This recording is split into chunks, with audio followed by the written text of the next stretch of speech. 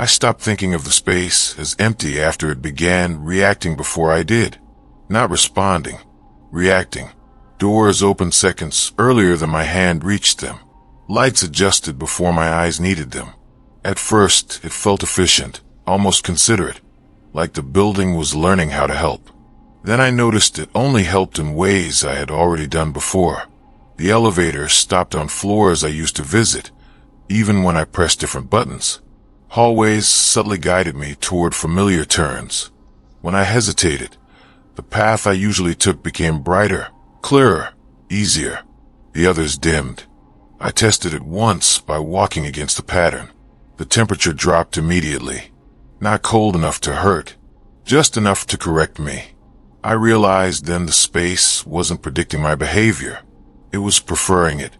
The cameras didn't follow my body anymore. They followed my habits. When I stood still, nothing moved. When I took one familiar step, the entire floor adjusted around it. It felt like walking inside a memory that refused to update. I wasn't being observed in real time. I was being compared. And every deviation made the space less cooperative, less stable, as if the version of me standing there was already outdated. The first thing it took from me was choice, not in a dramatic way. It didn't lock doors or trap me inside a room. It simply made the wrong decisions feel pointless. I tried taking a stairwell I'd never used. The motion sensor didn't trigger. I waved my hand. Nothing. The lights stayed off until I stepped back into the corridor I normally used, and then they turned on instantly, like it had been waiting for me to correct myself. After that, I started noticing small edits. Signs would be slightly different from one day to the next. A room number would gain a digit. An arrow would point somewhere it never pointed before. When I checked the directory, the layout matched the new arrows, perfectly clean, perfectly consistent, like it had always been that way. My phone didn't help. Maps showed the updated floor plan, without any update notification. Photos I took the day before rewrote themselves. The stairwell door I couldn't open appeared in my gallery as a blank wall. Not missing. Replaced. That was the moment I understood what remembering meant here. It wasn't storing what happened. It was storing what it preferred to have happened, and it was teaching everything else to agree. After that, the space stopped correcting me immediately. It started letting me make mistakes first. I would turn the wrong way and walk for several seconds before the environment responded. Light stayed normal. Temperature stayed stable. Nothing resisted me.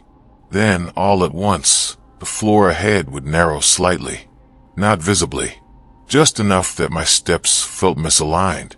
The ceiling lowered by a few inches. The air pressure changed. My ears popped. It wasn't forcing me back. It was making forward movement inefficient. Uncomfortable. I could still continue if I wanted to. It just required more effort than it should have. Meanwhile, the route I usually took remained effortless. Smooth. Quiet. Predictable. I tested this repeatedly. Each time I deviated, the delay before correction grew shorter. The space was learning how long to wait before intervening. Eventually, it stopped waiting at all. The moment I hesitated, the environment adjusted preemptively. A door I hadn't reached yet would lock. A light ahead would turn off before I could rely on it. The corrections were no longer responses. They were assumptions. I began noticing gaps in my memory. Small ones. I couldn't recall how long I'd been walking certain paths. Only that I'd walked them before. Often. Correctly. The building didn't need to guide me anymore. It already knew which version of me would comply. And it was preparing the space for that one, not the person still trying to choose.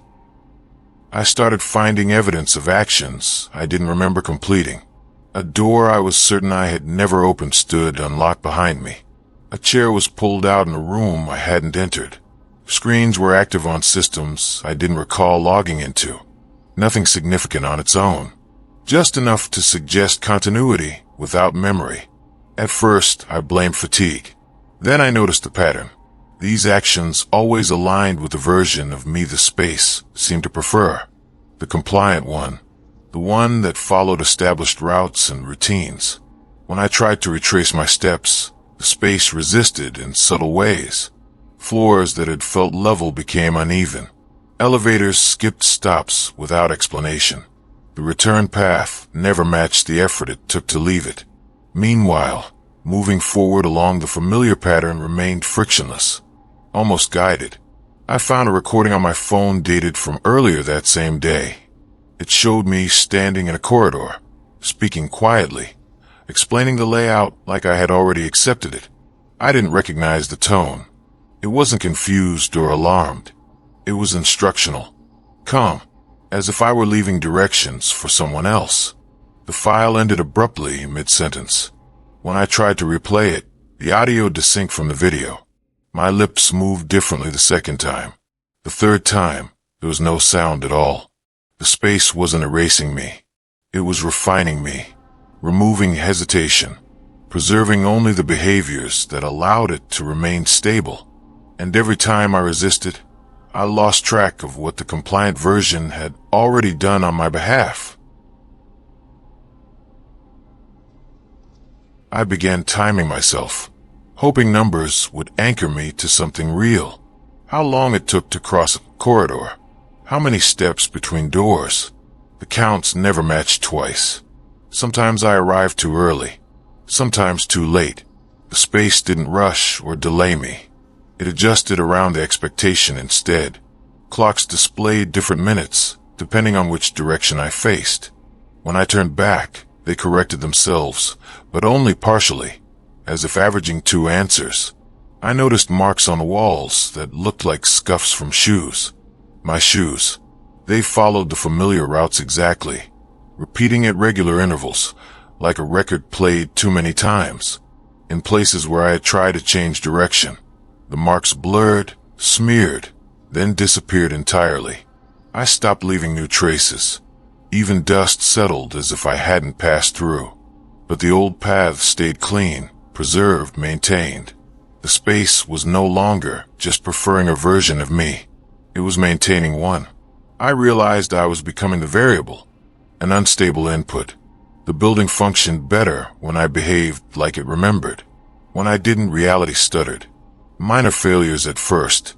A flickering panel. A door that took too long to respond.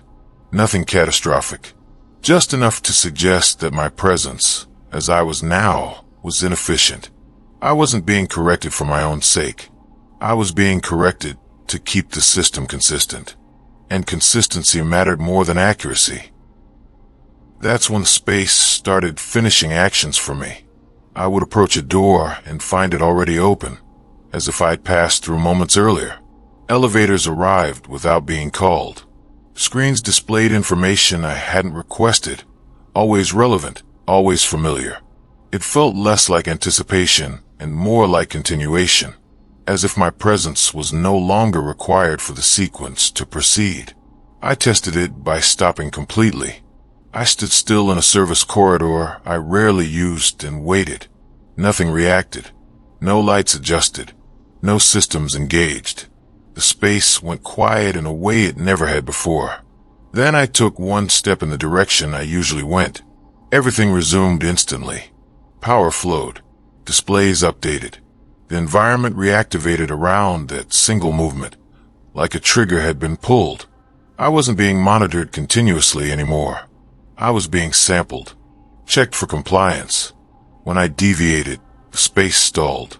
When I aligned, it operated smoothly. I found a maintenance panel open along my regular route.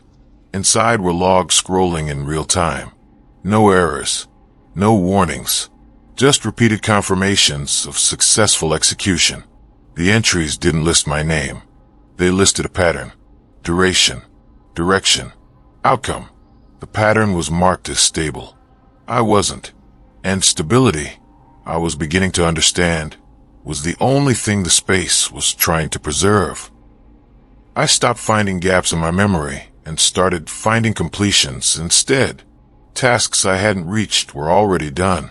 Systems I hadn't accessed were already closed. The space wasn't waiting for my input anymore. It was finishing sequences based on expectation. I arrived at a junction I deliberately avoided for days. The lights were already on. The path was clear.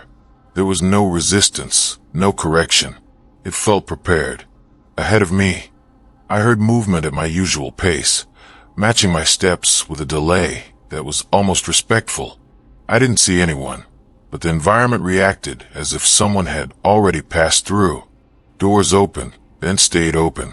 Elevators departed just before I reached them. The space wasn't excluding me aggressively. It was deprioritizing me. I checked the terminal along the wall. The active pattern was marked complete. The current input was flagged as redundant. I understood then that the remembered version wasn't replacing me. It was finishing without me. And the longer I stayed present, the more inefficient the system became. I stopped moving because there was nowhere left to arrive. Every route I knew had already been completed without me. The light stayed on, steady and efficient, even when I stood still. The space no longer reacted to hesitation. It no longer corrected mistakes. It behaved as if the correct version of me had already finished passing through. I found a reflection panel near the exit corridor. It showed the hallway ahead, empty and stable. Then, seconds later, it updated. Doors opened. Systems engaged. The space responded to movement that wasn't mine. I checked the access logs one last time. The active pattern remained unchanged. Stable. Verified. The live input wasn't listed at all. There was no error message. No warning. Just absence. When I stepped toward the exit, nothing adjusted. The lights didn't follow. The doors didn't respond. Behind me, the corridor reset to its default state, clean and ready, as if waiting for someone else to return. I realized the space didn't remove me. It simply finished remembering. And once the memory was complete, there was no functional reason for me to remain.